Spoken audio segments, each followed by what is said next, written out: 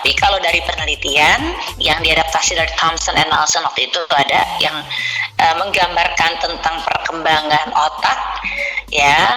Jadi perkembangan otak itu puncak-puncaknya, ternyata puncak-puncaknya perkembangan otak itu adalah di 2-3 tahun pertama kehidupan anak. Jadi golden period itu ada sebetulnya untuk perkembangan otak loh ya, yang dimulainya nanti untuk area yang berkaitan dengan area auditory dan area visual ya pada cerebral cortex. Cerebral cortex itu korteks otak itu yang bagian paling luar dari otak itu loh ya. Jadi cerebral cortex ini pusat pemrosesan berpikir tingkat tinggi nih sebetulnya pada otak gitu ya. Nah, area auditory dan visual justru bahkan berkembang sebelum anak lahir. Jadi di trimester ketiga itu mulai pesat gitu, di trimester ketiga, termasuk perkembangan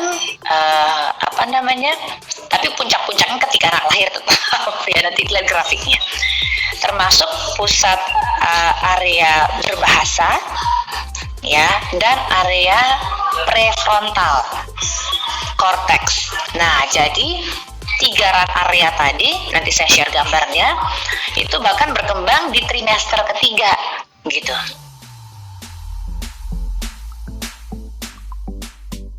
Karena sebetulnya sampai detik ini nggak ada definisi tentang kecerdasan yang betul-betul secara sepakat diterima oleh para pakar gitu.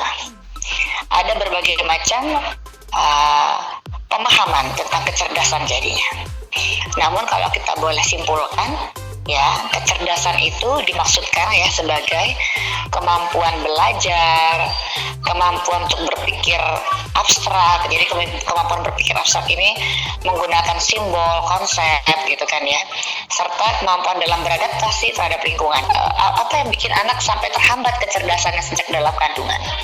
Yang pertama tentu ada aspek genetis lagi gitu. Kalau anak misalnya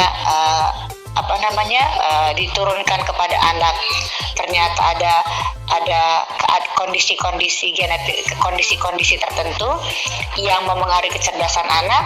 Contoh, anak ternyata diturunkan ternyata ada mutasi pada gennya, kondisi-kondisi bahkan sejak dalam kandungan ya, yang kita ketahui sebagai kondisi Down syndrome. Down syndrome sering sekali berkorelasi dengan hambatan kecerdasan pada anak. Nah, ini kan sesuatu jadinya, nggak cuma tentang Down syndrome, ada aspek-aspek genetis yang ternyata turut menentukan kecerdasan anak. Itu yang pertama. Yang kedua, nutrisi ya, yang dikonsumsi ibu dan ibu sepanjang kehamilan. Bahkan sebelum terjadinya kehamilan, jadi pada saat konsepsi, kualitas sperma ayah juga bagus nggak gitu. Jadi semuanya berkualitas gitu kan ya.